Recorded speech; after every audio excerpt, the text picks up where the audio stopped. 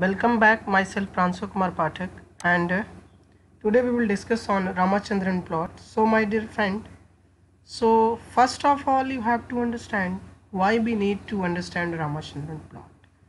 So if you have some secondary structure of protein, so you want to deduce there's some basic region where your protein will lies. So for this Ramachandran perform a plot which is very efficient, and for this you have to understand first what is peptide bond and what is dihedral angle, and second thing what is allowed and disallowed regions, and third and the basic thing that you have to understand the secondary structure of protein.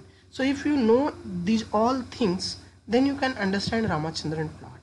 Okay, so dear friend, you have to focus on these things. Okay, so if you understand the basic concept of peptide bond, dihedral angle, then you have proper idea about secondary structure of protein, then you can easily deduce and you can easily understand the Ramachandran plot.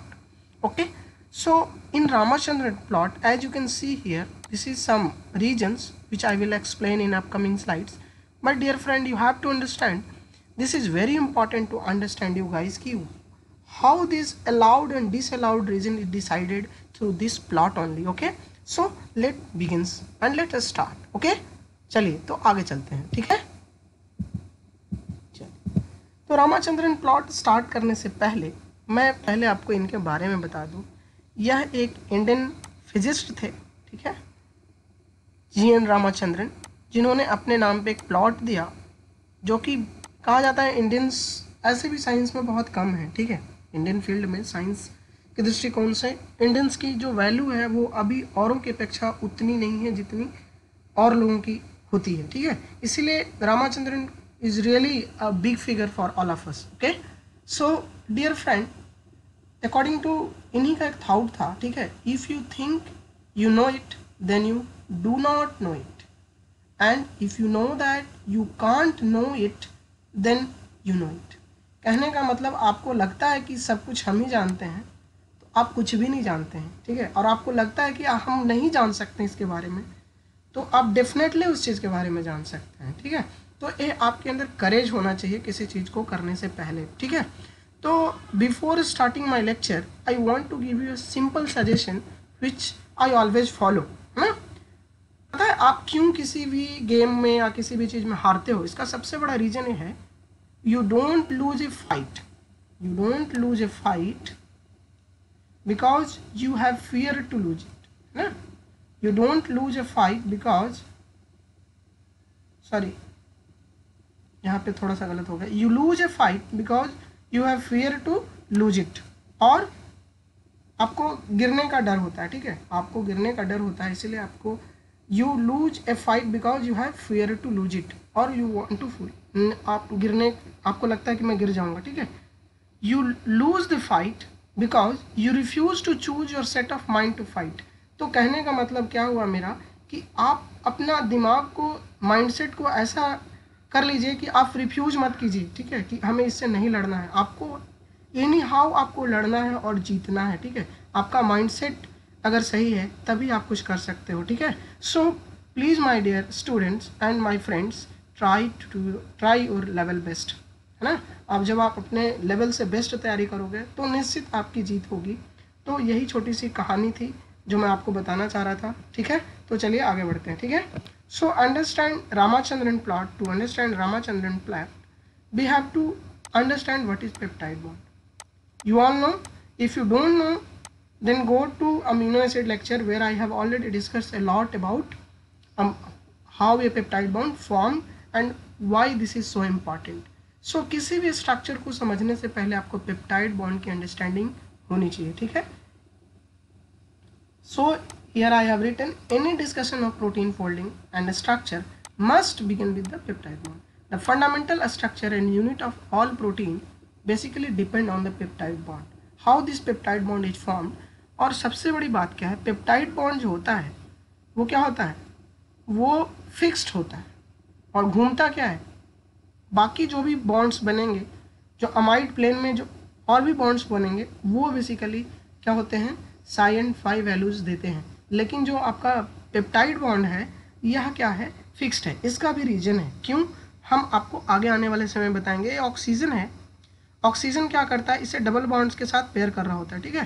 तो जब ये nucleophilic attack हो रहा होता है तो ये क्या करता है, अपना पार्शियल बॉन्ड यहाँ पे दे देता है, जिससे ए पार्टिकुलर जो बॉन्ड है पेप्टाइड बॉन्ड, उसकी मूवमेंट क्या हो जाती है, रुक जाती है ना। Due to partial bond character ना on oxygen atom, it's impossible to rotate the peptide bond, है ना।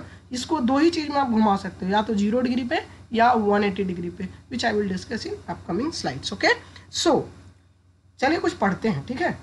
तो यहाँ पे लिखा हुआ है, peptide group with few exception assume that trans configuration with successful alpha carbon and opposite side of peptide bonding joining them and cis configuration. कहने का मतलब क्या है यहाँ पे, ये समझिए कि अगर आपका जो पेप्टाइड बॉन्ड है या कोई भी आपका प्रोटीन है ट्रांस कॉन्फ़िगरेशन में है, तो वो स्टेरिक हिंड्रेंस कम प्रोवाइड करेगा in comparison to the cis one.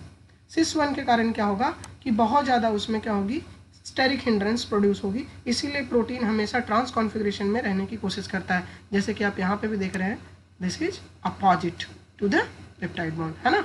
यहाँ से अपोजिट साइड में है कि नहीं, जब आप प्लेन ड्रॉ करोगे तो ए इधर मिल रहा है और दूसरा इधर मिल रहा है, तो इसे हम ट्रांस कॉन्फ़िगरेशन कहते हैं। Suppose I am giving one example to understand what is cis and trans. So my dear guys, if A and A is opposite side, then this is trans configuration. Okay, if it is present A and A किसी भी same horizontal axis पर अगर आता है कोई चीज़, तो वो सिस कहलाएगा, और अगर डायगोनली रिलेशनशिप में रहता है तो क्या कहलाएगा, ट्रांस कहलाएगा, ठीक है। तो ये छोटी सी बात आपको दिमाग में रखना है कि trans configuration is most favoured in Ramachandran dynamics. Okay, so torsion angle आपको समझना है कि टॉर्सन एंगल क्या होता है, या इसी को हम डायहेड्रल एंगल भी कहते हैं, ठीक है। Between peptide bond group describe polypeptide chain confirmation, ठीक है। कन्फर्मेशन और कॉन्फ़िगरेशन में आपको मैंने अंतर कहने के लिए कमेंट किया था, लेकिन अभी तक किसी ने कमेंट नहीं किया। फिर I am again repeating it कि what is the difference between conformation and configuration. Please try to comment, because आप जब कमेंट करते हैं ना तो हमें एनर्जी मिलती है, तब हम एक दूसरे लेक्चर को और भी अच्छे एनर्जी के साथ बनाने की कोशिश करते हैं, ठीक है।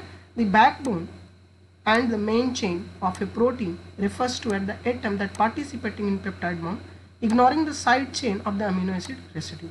Backbone can be drawn as linked sequence of rigid planar peptide groups. So, conformation क्या होता है of a backbone can be therefore described by the torsion angle, or also called as dihedral angle or rotation angle, around C alpha and N.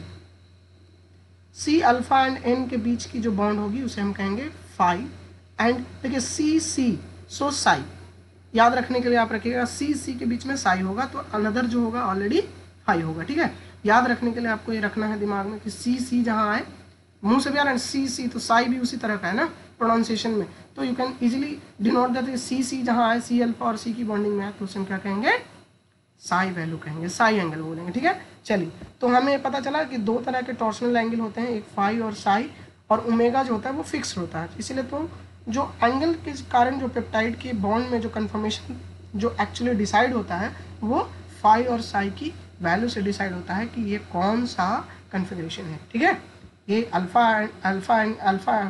Helix है, right handed alpha helix है, left handed alpha helix है, beta seats है, parallel है या anti parallel है, या collagen fibre है, या और भी 310 हेलिक्स होता है, पाई हेलिक्स होता है। तो सारी चीज़ें आपको समझनी है, क्योंकि dear friend we are just focusing on Ramachandran plot, we will discuss only related to the Ramachandran plot. I am not discussing here about the protein structure and their geometry. So let's start again.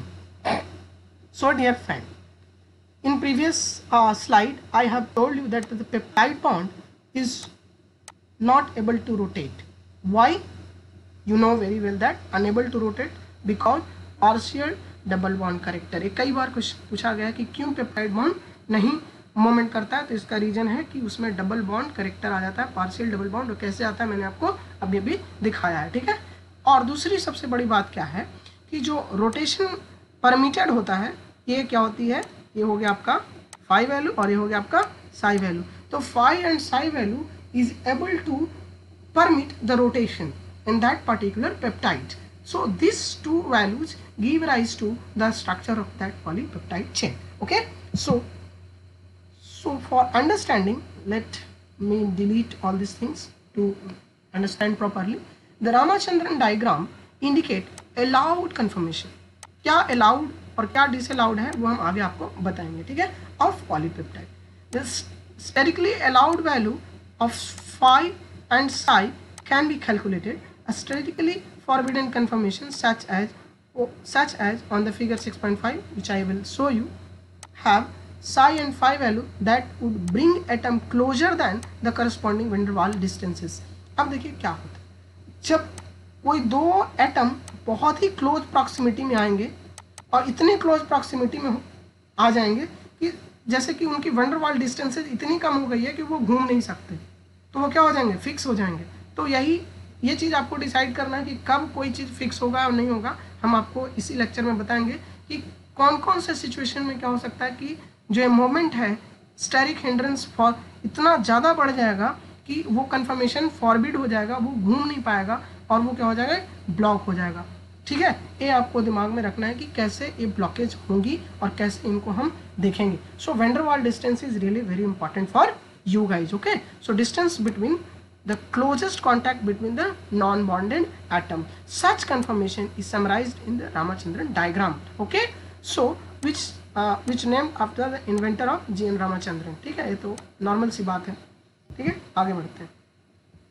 So dear student, two things is very important, that occurrence of proline and glycine in the Ramachandran plot. If proline is there, then it's limit the range of conformation, and due to this restricted amino acid residue, the proline is basically proline क्या करता है कि steric hindrance बहुत ज़्यादा बढ़ा देता है. Due to the high level of steric hindrance, proline क्या करता है कि पूरा जो allowed region और disallowed region जो होता है 4 quadrants का, वो strictly क्या करता है, एक particular limit पे लाके सेट कर देता है. तो इससे क्या होता है कि जो रामाचंद्रन प्लॉट का जो डायग्राम है वो एक तरफ शिफ्ट कर जाता है पूरी तरीके से, क्योंकि वो बहुत ज़्यादा स्टेरिक हिंड्रेंस प्रोड्यूस करता है अमीनो एसिड रेसिड्यू के कारण, कि पूरी की पूरी कन्फर्मेशन जो होती है प्रोटीन की एक और आके सिमट जाती है. और वेदर उसी में जब ग्लाइसिन की बात करें तो ग्लाइसिन जो क्या है, एक बहुत ही छोटा अमीनो एसिड है. ठीक है, और एक कहीं पर भी जाके अटैच होता है, तो बहुत ही कम इसमें स्टेरिक हिंड्रेंस होता है. इसके कारण क्या होता है कि सारे के सारे maximum region in the Ramachandran plot is allowed. Proline होगा तो मैक्सिमम रीजन क्या होगा, डिसअलाउड रीजन में चला जाएगा. और ग्लाइसिन जैसे ही आएगा तो क्या करेगा, मैक्सिमम रीजन क्या कर देगा, अलाउड कर देगा. तो ये दोनों क्या है, सेकेंडरी स्ट्रक्चर के लिए उतना ही घातक है.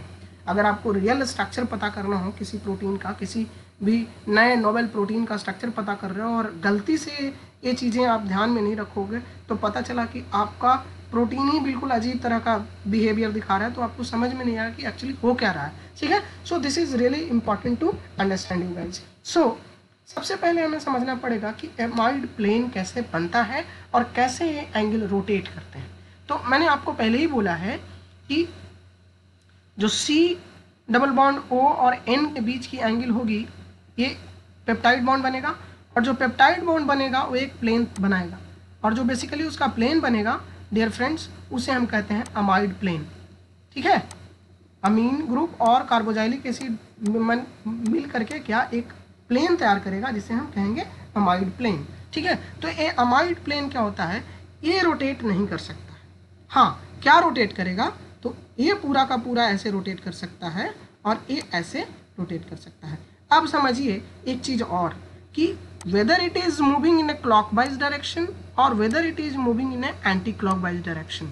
Okay, so this will decide the value and conformation of that particular peptide if it is moving in a clockwise direction. Note, positive value आएगी साई और फाई वैल्यू की जब वो क्लॉकवाइज रोटेशन में होगा. ठीक है, मतलब कि अगर ए क्लॉकवाइज रोटेशन में घूम रहा है, जैसे देखिए ए हो गया लेफ्ट हैंडेड अल्फा हेलिक्स, तो लेफ्ट हैंडेड अल्फा हेलिक्स कैसे घूम रहा है, ऐसे घूम रहा है ना क्लॉकवाइज मैनर में, तो इसकी वैल्यू क्या आएगी, हमेशा पॉजिटिव आएगी एल अमीनो एसिड के लिए. ठीक है, और जैसे ही ये राइट हैंडेड अल्फा हेलिक्स है तो ये कैसे घूम रहा है, एंटी क्लॉकवाइज मैनर में, इसीलिए जो अल्फा हेलिक्स में जो राइट हैंडेड अल्फा हेलिक्स है उनकी जो साई और फाई वैल्यू है वो नेगेटिव में आती है। समझ में आई बात? ये आज आपको समझ में आया होगा। अगर नहीं आया तो फिर से आप मुझे कमेंट कर सकते हो कि साई वाई का जो वैल्यू है सर क्यों नेगेटिव आ रहा है। तो भैया हमने आपको पहले ही बताया कि ये मूवमेंट पर निर्भर करता है, whether it is moving in a clockwise direction और anti clockwise direction, that will decide the conformation and value of negative and positive value of that particular peptide. So this dihedral angle is decided by the rotation, whether it is rotation in clockwise or counter clockwise direction. Okay, so counter clockwise direction में क्या होगा, negative value हो जाएगा और clockwise direction में आपका क्या आएगा, पॉजिटिव वैल्यू आएगा। ठीक है, समझ में आई बात? तो बहुत अच्छा। चलिए, सो आपको एक चीज और बतानी है, ये पूरा जिस्ट है आपको समझने के लिए। ठीक है, मैंने सबसे पहली बात क्या कही थी कि जो ट्रांस कॉन्फ़िगरेशन जो प्रोटीन होंगे वो क्या होंगे, ज़्यादातर क्या होगा, वैल्यू ऐसे जो आपको प्लानर मॉलिक्यूल मिलेंगे जो कि ट्रांस कॉन्फ़िगरेशन में होंगे वो प्रोटीन पेप्टाइड क्या होंगे, स्टेबल होंगे in comparison to the cis configuration. ठीक है, चलिए यहाँ पे पढ़ लेते हैं। The atom and plane defined by furthermost apart from the fully extended as we view the loop in the long undergo। सो मेरा कहने का मतलब वही है, आप पढ़ते रहिए। ठीक है, आपका काम है। ठीक है, जब आप पढ़ेंगे तो आपको यही मिलेगा कि जो एक कन्फर्मेशन है वो क्या है कि पर्टिकुलरली जो भी आप इस तरह का देखेंगे कन्फिग्रेशन वो क्या होगा, मैक्सिमम अलाउड पेप्टाइड होगा और वो क्या होगा, ट्रांस कॉन्फिग्रेशन में आपको मतलब कि स्टेरिक हिंड्रेंस प्रोटीन के बीच में कम होगा। ठीक है, अब मैंने आपको बताया था कि जो मूवमेंट होगी फाई और साई वैल्यू की वो +180 टू -180 के बीच में रिवॉल्व करेगा। ठीक है, लेकिन जो पेप्टाइड बॉन्ड बनेगा उसकी वैल्यू दो ही हो सकती है क्योंकि ये फिक्स होता है, तो whether it will move on 180 degree और 0 डिग्री। ठीक है, यही दो पर्टिकुलर एंगल है जिस पे क्या होता है कि मूवमेंट आपको मिलेगा। ठीक है, चलिए समझ में आई बात? चलिए बहुत अच्छा। चलिए, तो आपको आपके लिए मैंने क्या किया, इसको अच्छे से लिख करके रखा है। आप चाहें तो वीडियो को पॉज करें, यहाँ पे you can stop the video and try to write down this things. Okay, so the psi value क्या होगा, सी अल्फा और सी के बीच की जो वैल्यू होगी उसे हम कहेंगे psi, and C alpha and N के बीच की जो वैल्यू होगी उसे हम कहेंगे phi, and C double bond O N H, this is the amide plane. So amide plane में जो होगा उसे हम कहेंगे ओमेगा बॉन्ड। ठीक है, so omega bond is fixed, it only rotate on 0 और 180 degree and this angle can rotate from -180 degree to +180 degree and same and so on so forth for the phi and psi both values. Okay, so now dear guys, we have to know, for here I am writing for the L amino acid configuration, so you have to understand if alpha helix and if you have beta plated seed. So if your helix is right handed helix, then your phi value is -47 and psi value is -57 for right handed alpha helix. Okay, for left handed alpha helix the value will be positive. Why? I have already discussed. Okay, so this is 47 and this is 47 and 57. This is for alpha helix, and for beta plated seed, when we will go on the Ramachandran diagram, you will see that the anti-parallel beta sleeve is above in comparison to the parallel. ये ऊपर मिलेगा आपको, और parallel और anti parallel में anti parallel जो seats आपको मिलेंगे कन्फर्म, जो उनका जो रेंज होगा, जो रामाचंद्रन प्लॉट में उनके जो प्लेस होगी वो ऊपर होगी in comparison to the parallel beta sheets. Okay, तो इनकी जो वैल्यू होगी इनको आपको अच्छे से ध्यान में रखना है। ठीक है, कि एंटी पैरेलल के लिए जो होगा वो फाई वैल्यू -134 और साई वैल्यू +139 होगा। ठीक है, Sai value will always be positive and phi value is negative, but the range will be changed for anti-parallel and parallel beta plated seed. Or because I am not discussing again and again, I am telling you, I am just giving the gist of Ramachandran plot, so I am not discussing about the secondary structure of protein. So please wait for the lecture. If you want to learn, try to consult some good book as like Lallinger and Grisham, which is my favorite book, so you can also follow these books. Okay, so dear friend, अब हमें बात करनी है कि कौन सा जो reason है वो डिसअलाउड रीजन में होता है। ठीक है, तो आपको ये सारी बातें तो पता ही हो गई होगी, है ना, कि C N bond denoted by phi and C alpha जो है ये साई है, सी अल्फा और सी के बीच में क्या होगा, साई बनेगा। ठीक है, और the value zero correspond to the plane of C alpha R, जो आपका मैंने बताया था पेप्टाइड बॉन्ड की जो मूवमेंट होगी वेदर इट इज 0 डिग्री और 180 degree. The angle and cis conformation for the main chain around the rotation bond. ठीक है, कहने का मतलब क्या है कि जब आपका साई और फाई वैल्यू नॉट अलाउड होगा, इसका मतलब क्या है कि जो वंडरवाल डिस्टेंसेज हैं वो बहुत ज़्यादा कम है। एज फॉर एग्जांपल, अगर आपकी साई वैल्यू 180 डिग्री है, सॉरी फाई वैल्यू 180 डिग्री है, साई वैल्यू 0 है, अब सोचो दोनों एक ही साथ हो गए ना, अब इनके बीच का डिस्टेंस 0 है, तो क्या मूव करेंगे? नहीं करेंगे, नॉट अलाउड, बिकॉज देख रहे हैं forbidden overlap of NH hydrogen.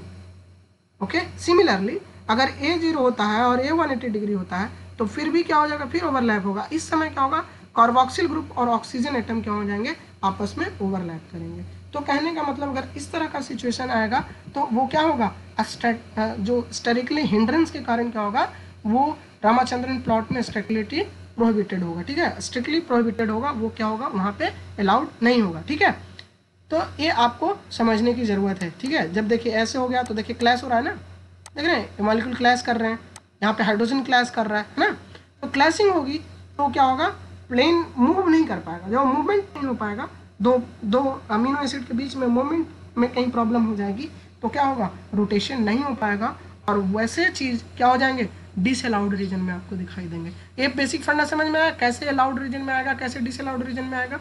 Strictly prohibited region जो आपस में क्लैश करने लगेंगे, अगर मॉलिक्यूलर क्लैश होती है तो प्रॉब्लम होगी, अगर मॉलिक्यूलर क्लैश नहीं होती है तो सब चीज़ ओके है। ठीक है, so it is very important to understand whenever molecular clash due to van der Waal distances, if the protein or peptide have van der Waal forces, the distance between the van der Waal distance is decreased and diminished, then these molecule clash together. Due to clashing, what happened, this molecule is not able to rotate properly, so due to this comes into the disallowed region. Okay, so this is the funda to understand how a protein comes into allowed region or disallowed region. Okay, समझ में आई बात? चलिए, तो वही चीज़ें हैं, आप समझ में देख रहे हैं, दो मॉलिक्यूलर क्लास होगी तो क्या होगा, वो रीजन क्या होगा, डिसअलाउड रीजन में आपको दिखाई देगा। ठीक है, चलिए, तो ये कुछ बातें हैं जो मैंने आपको बताई थी। यहाँ पे भी देखिए, ये क्या है, एंटी पैरेलल बीटा शीट्स है, पैरेलल बीटा शीट्स है, कोलेजन के लिए है। ये क्या है, ये रीजन किस लिए है, लेफ्ट हैंडेड अल्फा हेलिक्स के लिए, और यह है राइट हैंडेड अल्फा हेलिक्स के लिए।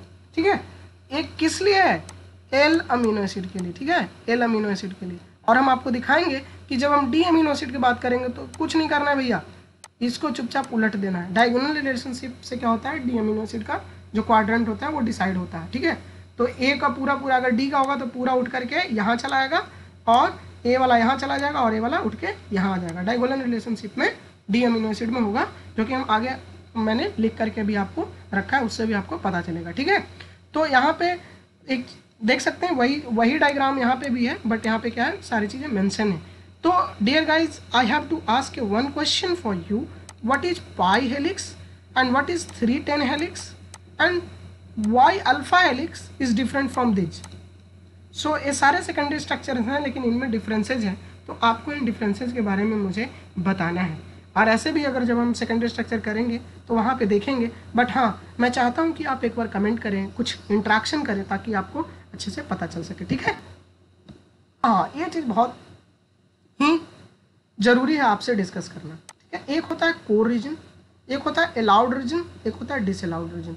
ठीक है, तो कोर रीजन क्या हुआ, ये हुआ। अलाउड रीजन क्या है, ये सारा अलाउड रीजन। ठीक है, और डिसअलाउड रीजन क्या है, जो आप यहाँ देख रहे हैं, इस कलर में देख रहे हैं, तो ये क्या है, डिसअलाउड।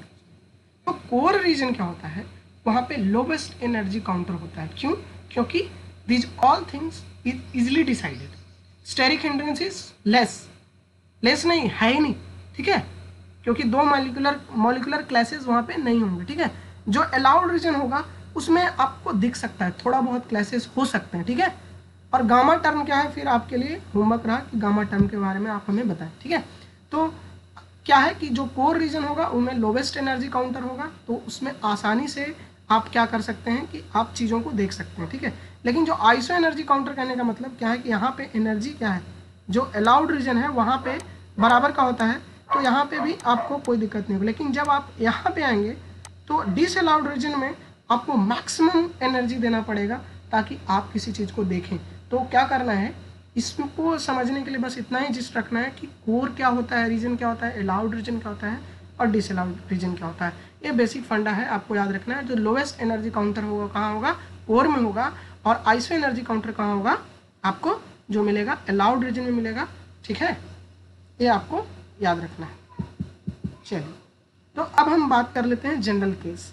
तो जब जनरल केस होगा तो आपको ये मिलेगा, यहाँ पे मैंने क्या बोला था, यहाँ पे होगा लेफ्ट हैंडेड अल्फा हेलिक्स, यहाँ पे होगा राइट हैंडेड अल्फा हेलिक्स, यहाँ पे होगा beta sheet, anti parallel, collagen, ऐसे आपको जनरल दिखाई देगा जब जनरल फॉर्मेट देखेंगे तब। अब सपोज आपके प्रोटीन में ग्लाइसिन बहुत ज़्यादा हो गया, तो मैंने क्या बोला था कि मैक्सिमम रीजन आपको क्या दिखा देगा, अलाउड दिखा देगा, देख रहे हैं। और चलिए इसको डिलीट कर दें ताकि आपको फिर से आगे लेके आए, ठीक है। अब हम देखेंगे सेकंड थिंग। सेकंड थिंग क्या है कि अब यहाँ पे प्रोलीन लिया, तो मैक्सिमम रीजन क्या हो गया।